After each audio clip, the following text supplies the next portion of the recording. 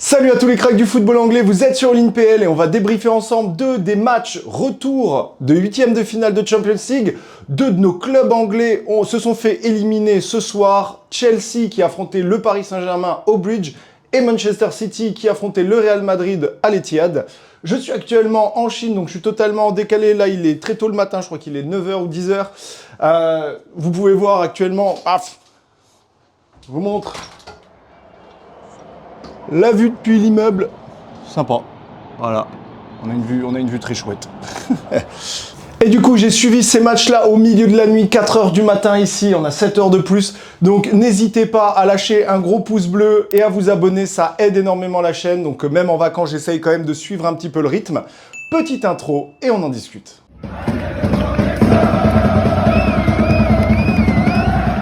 On va commencer avec Chelsea-PSG, la rencontre qu'on imaginait la moins se retourner. Voilà, on avait des projets de retournement de situation sur certaines rencontres, notamment tous les scores qui avaient été de 3 buts d'écart au match aller. Chelsea-Paris en faisait partie. On pouvait espérer un retour de Chelsea, mais ça s'avérait compliqué. La méforme actuelle de Chelsea allait forcément se payer. Le Paris Saint-Germain, après cette rencontre du match aller, avait vraiment repris une marche en avant et on ressentait une prise de confiance de la part des hommes de Luis Enrique. Et ça s'est concrétisé sur le terrain dès le début de la rencontre. Ouverture très rapide de la part du PSG avec Kvaratskhelia, qui avait déjà été l'homme du match aller, qui le sera encore une fois ce soir. Tu auras eu ensuite un beau but de Bradley Barcola, qui actuellement est en forme. Je crois qu'il est sur 4 buts sur les 4 dernières rencontres, quelque chose comme ça pour le PSG. Donc vraiment, l'homme en forme, vraiment avec Kvara et Barcola, les hommes en forme du PSG. Et tu as eu un but du petit jeune Seny Mayolou, début de deuxième mi-temps, pour vraiment conclure cette rencontre-là. Les spectateurs du Bridge ont commencé à partir, je crois que dès la 30e minute, on avait déjà des images de fans de Chelsea qui quittaient le stade. Le score était déjà de 7-2 cumulé sur les deux matchs. Bref, c'était une soirée à oublier pour les Blues. En plus de ça, tu as un 8e but qui arrive. Comment dire, ça a été une domination de la tête et des épaules. Franchement, Chelsea n'a pas existé dans cette rencontre-là. En plus de ça, tu perds Chalobah, qui était plutôt l'un de tes hommes forts de la défense, qui se blesse, qui a l'air de s'être blessé quand même sérieusement. Il sort assez tôt. Non, pardon. 86e. Il faut m'excuser, hein, j'avais la tête dans le cul évidemment. Mais il sort de ce match-là. Ça a mis assez longtemps. On a eu la civière qui est venue. Voilà, donc je pense grosse blessure pour lui. Et il n'y a pas eu photo. Hein. Franchement, le Paris Saint-Germain a été le plus dangereux. Chelsea a pu se créer quelques opportunités. Mais on a senti un gros manque d'inspiration, notamment Cole Palmer qui a été quasiment absent, un Enzo Fernandez qui a très peu existé dans ce milieu de terrain, même pour Caicedo ça a été compliqué. Et défensivement j'en parle pas parce que sur les ailes, Malo Gusto s'est fait mélanger, l'absence de Reece James s'est énormément fait sentir, là il s'est blessé. Je crois que c'était lors du dernier match face à, j'ai oublié face à qui c'était, mais Chelsea, je crois que c'était face à Tottenham, si je dis pas de bêtises. Non, c'était pas Tottenham. J'ai oublié. Bref, c'était Liverpool-Tottenham, donc non, c'était pas Tottenham. Mais bref, Chelsea avait perdu Reece James, leur capitaine, leur meilleur joueur depuis ce début de saison, sans hésitation.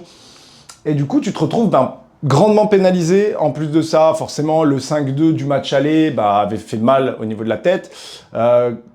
Le stade était absent, aux abonnés absents. En fait, dès le premier but de Kvara, il y a eu un silence de mort au Bridge, c'était impressionnant. Et le PSG a déroulé son plan de jeu, voilà, une défense solide, un Pacho qui a été excellent. Franchement, Pacho a été très bon sur ce match-là. Même Marquinhos a fait un top match. Sans compter un Safonov qui a été vraiment excellent. Toutes les actions et occasions qu'a pu avoir Chelsea ont été parées par Safonov qui a fait un top match et qui, je pense, dans la tête de Luis Enrique, a marqué de gros points face à Chevalier. C'était déjà le cas, on le sentait qu'il était préféré à Lucas Chevalier. Et ce soir, ça ne fait que conforter le choix de Luis Enrique, ce qui pallie grandement à l'absence de Donnarumma, parce qu'il a fait vraiment un top match, contrario à Donnarumma de l'autre côté. On en parlera après. Donc très grosse performance du Paris Saint-Germain. Kvaratskhelia a été exceptionnel. Comme je disais, Bradley Barcola également a été très bon. Le milieu de terrain, Vitinha, João Neves, partout, c'était assez impressionnant. Alors je regardais un peu en triple écran, j'ai essayé de choper le maximum d'actions de chacun des matchs, mais de ce que j'ai pu voir en tout cas, vraiment, le PSG a été nettement au-dessus de Chelsea. malgré des XG favorables à Chelsea. Je crois que, si je dis pas de bêtises, tu as 1,26 d'XG pour Chelsea contre 1,09 pour le Paris Saint-Germain, 18 frappes pour Chelsea, 8 pour le PSG. Mais en face, tu as eu un gardien exceptionnel, quoi. Ça faut 9 arrêts. J'ai pas trouvé non plus que les frappes de Chelsea, les 9 cadrés, aient été des frappes qui l'ont vraiment mis en danger, sauf peut-être un moment, il y a eu une tête de... c'est une tête de qui? Je crois que c'est une tête de Caicedo qui le met un moment en danger, où il fait une très belle parade. Tu as eu 1 ou 2 frappes de Palmer de loin, des choses comme ça, mais... Voilà, il a sorti un top match. Chelsea s'est fait manger, très clairement, malheureusement, parce que on espérait, même moi qui suis fan d'Arsenal, j'espérais une réussite des clubs anglais qui avaient été clairement, qui avaient loupé leur phase aller de ces huitièmes de finale. Hein. Tous les clubs anglais, aucun club anglais des 6 n'avait remporté leur match aller. Et on espérait quand même un retournement des gros clubs de notre championnat pour redorer un petit peu le blason suite à ça. Ça n'aura pas été le cas pour Chelsea, qui s'est clairement fait dominer par un très beau PSG, qui, je le pense, peut aller loin finalement. Je ne pensais pas qu'il passerait les quarts de finale.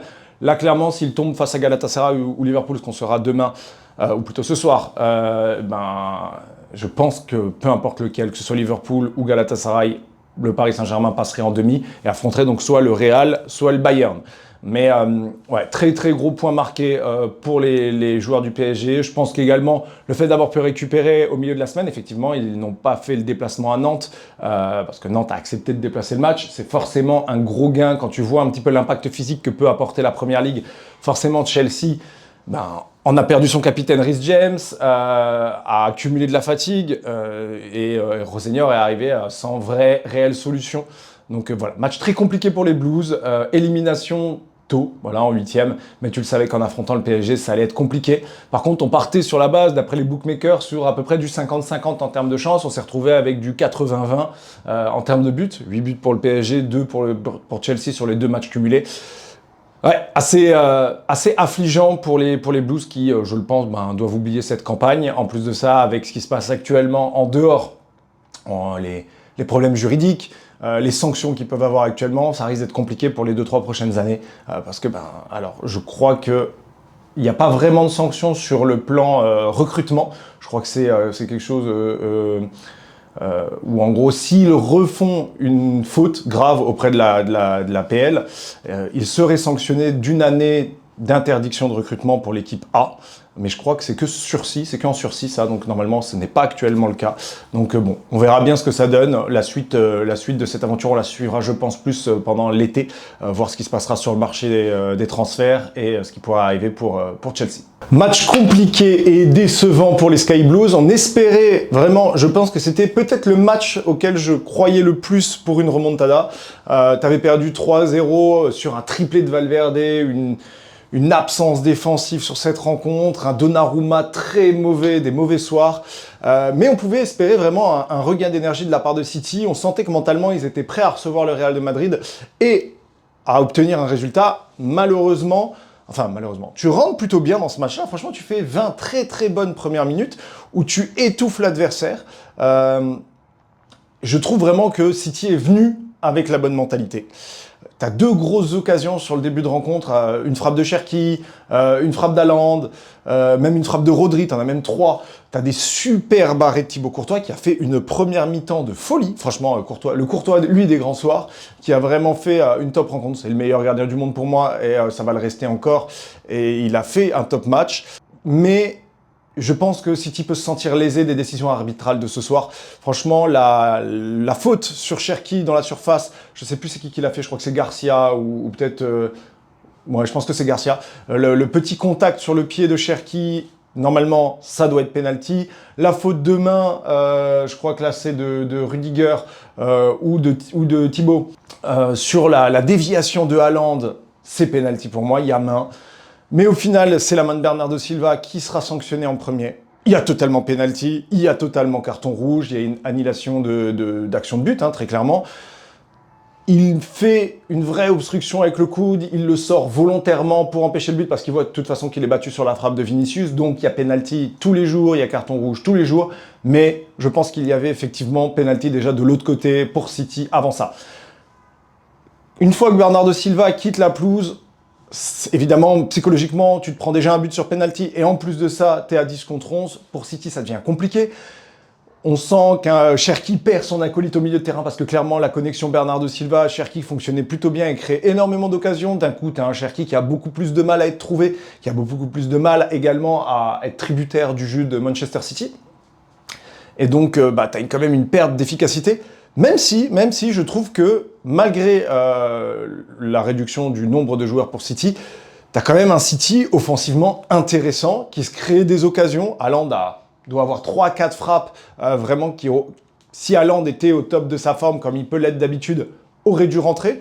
En face, tu as eu effectivement un très bon Thibaut Courtois. Mais malheureusement, tu finis la première mi-temps sur ce score de 1-0. Tu réussis par la suite sur une frappe de Haaland à marquer, à revenir au score. Le but, bon, il rentre. Heureusement, parce qu'elle est un petit peu topée de la part de Haaland. Il a failli la louper également, mais c'est sur un but vide. Mais tu sens que dans le jeu, j'ai trouvé que City, malgré le fait d'être à 10 contre 11, ne jouait pas moins bien que le Real de Madrid. Mais en face, le Real était plus tranchant. Vinicius aurait pu se créer un triplé, quadruplé, peut-être même quintuplé sur ce match-là. Il a failli, il aurait pu le faire. Il a beaucoup loupé, il a beaucoup croqué, malgré le fait qu'il se soit créé un grand nombre d'occasions. J'ai entendu dire beaucoup de fans du Real dire que ouais, City ne pouvait pas se plaindre dû au penalty qui aurait dû être accordé à la fin à Kylian Mbappé. Effectivement, il y avait penalty, mais avant ça, je pense que si les penalties avaient été accordés à City au moment où ils auraient dû l'être, la tournure du match aurait été tout autre. Forcément, tu aurais peut-être moins risqué de choses derrière, peut-être que Bernardo Silva n'aurait pas sorti cette main. Enfin, il y a plein de choses qui auraient pu changer si les décisions arbitrales avaient été bonnes. Donc, je sens vraiment que l'arbitrage a pesé sur cette rencontre-là. La VAR n'a pas forcément fait le boulot qu'elle aurait dû faire. Et malheureusement pour Manchester City, c'est une défaite assez tôt dans la compétition. Alors, on a l'habitude de ces rencontres City-Real. C'est souvent le Real qui l'emporte. En tout cas, sur les 3 dernières années, c'est eux qui l'ont remporté. La dernière fois que City avait gagné, c'était en 2023 lors du titre. Donc, compliqué pour les Citizens ce soir. Compliqué pour Pep Guardiola qui, encore une fois, c'est un énième échec. C'est, comment dirais-je, un échec qui pouvait être attendu, mais on avait beaucoup d'espoir sur cette rencontre-là pour les Citizens. Honnêtement, même moi, j'espérais que City gagne.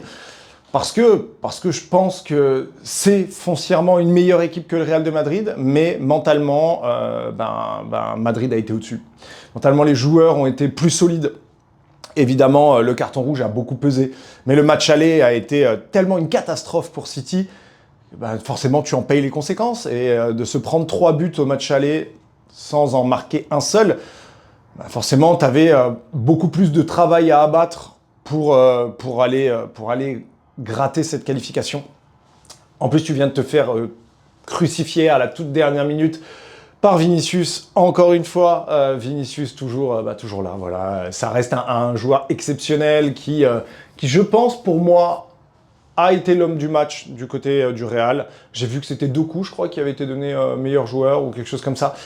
Pour moi, c'est clairement Vinicius qui mérite parce que il a été de tous les bons coups pour le Real. Ça a été lui le plus dangereux, ça a été lui le plus trouvé. La connexion avec Arda Güler commence à être de mieux en mieux. Franchement, les deux joueurs sont très très bons. Tchouaméni a été au top au milieu de terrain. Franchement, ça faisait longtemps que j'avais pas vu un Tchouaméni aussi solide. Garcia, je l'ai trouvé très bon. Rudiger, je l'ai trouvé bon également. Et franchement, Thibaut Courtois a été pour moi l'homme de la première mi-temps et Lounine a été l'homme de la deuxième. L'entrée de Lounine, elle est aussi bonne que celle de Courtois. Et c'est vrai qu'on en parlait au moment de l'absence de Courtois, je crois que c'était il y a 2 saisons de ça, lorsque Lounine avait pris la place de Courtois pendant quelques mois, il avait fait des prestations exceptionnelles. Thibaut Courtois a continué à être préféré à Lounine, ce que je comprends, hein, c'est normal, mais Lounine aurait dû partir. Voilà, Lounine aurait dû aller chercher un top club parce que je pense qu'il le mérite, parce que je pense que c'est un top gardien, parce qu'il l'avait montré lors des grandes rencontres qu'il était capable de grandes choses. Et oui, il a fait un match exceptionnel. Du côté de City, j'ai trouvé quand même un Kuzanov très très bon, un Kuzanov des grands soirs. Qu'est-ce qu'il est rapide sur les replis défensifs, il est vraiment exceptionnel. T'as eu vraiment quand même de belles choses de la part de City qui ont été proposées, malgré encore une fois le fait d'être à 10 contre 11. Et malheureusement pour les Citizens comme pour les Blues de Chelsea, c'est une élimination très tôt dans la compétition. Chelsea n'a plus que la FA Cup et la Premier League. City est encore sur 3 tableaux. Tu as la finale de Cup, le AFL Cup, tu as encore en quart de FA Cup, tu as encore la Premier League à jouer, tu es encore dans la course au titre, malgré tout, parce qu'il y a encore cette rencontre à prévoir. Donc là, tu as Arsenal ce week-end pour la finale de Cup. Très prochainement, tu les as à nouveau pour la PL. Entre-temps, tu rencontres Chelsea, tu rencontres 2-3 autres. Bon, voilà, il y a des grosses rencontres qui attendent City. Maintenant, tu vas pouvoir un petit peu plus te focus sur ces compétitions-là. Et voilà, l'aventure en Champions League cette saison est terminée. Je pense qu'au vu de ce qui s'est passé sur le match aller, c'est mérité. Mais sur le match retour, j'ai quand même trouvé un City assez vaillant. Je pense que pour les prochains matchs, il faut s'appuyer sur ce que tu as donné lors de cette rencontre-là. Tu as récupéré quand même un Haaland qui, malgré le fait de ne pas être efficace, a souvent été présent au bon endroit, a eu de nombreuses occasions de but. Je n'ai pas regardé combien de frappes il a eu d'ailleurs, Haaland. Je vais regarder juste vite fait. Il a 7 tirs au total. Normalement, 7 tirs pour Haaland, c'est au moins 2 buts. Bon, il n'en aura marqué qu'un seul. Mais voilà, c'est dommage. Doku a fait un top match. Cherki a fait du Cherki. Il a été très bon, même si par moment il a été absent. Il manque un petit peu d'abattage physique encore. Mais à côté de ça, tu as eu un Rodri, un très bon Rodri, un Nico Gonzalez quand il est rentré qui a été top. Et je trouve que City a été encore plus fluide une fois qu'il est rentré. Donc voilà, Pep Guardiola, faut qu'il s'appuie là-dessus. Je pense que là, avec cet échec-là, si en plus de ça, tu ne prends pas le titre en PL, si en plus de ça, tu perds les cups, enfin si tu te retrouves avec une saison blanche, je pense que ce sera la dernière pour lui. Ça devrait être aussi la dernière pour Bernardo Silva, peut-être la dernière pour Rodri. On parle d'un départ de Rodri du côté du Real de Madrid.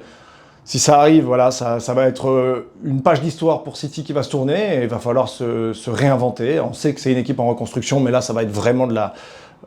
on va recommencer aux fondations, quoi. Parce que là, le départ de Pep Guardiola après 10 ans au club, ça va être énorme. J'espère qu'il lui prépare une belle statue parce que c'est lui qui a clairement mené cette équipe et ce club au sommet. En tout cas, voilà, c'était des matchs très intéressants. Dommage pour les clubs anglais. Franchement, moi, j'étais à 100% autant pour Chelsea que pour Manchester City, malgré le fait que ce soit des hops pour nous, les Gunners. J'étais vraiment pour qu'ils continuent cette compétition, pour faire rayonner le championnat d'Angleterre qui, mine de rien, aura pris un coup sur ses huitièmes de finale, en espérant que soit Newcastle, soit... Tottenham, j'y crois pas trop, mais soit Newcastle, soit... il reste qui? Tottenham... Et Liverpool, oui. Soit Newcastle, soit Liverpool réussissent à se qualifier, qu'on ait au moins 3 clubs de PL, parce que là, sinon c'est un énorme échec. Et puis voilà. Fin de ce petit débrief. Pensez toujours à liker, commenter, vous abonner à cette chaîne, ça m'aide énormément. Vous voyez, là, je suis à l'autre bout du monde. Je vous fais quand même des vidéos, même si c'est compliqué avec le décalage horaire, même si c'est compliqué avec tout ça. J'essaye d'être le plus assidu possible. Sur ce, je vous souhaite à tous, peu importe quel moment c'est dans votre journée, salut mes cracks.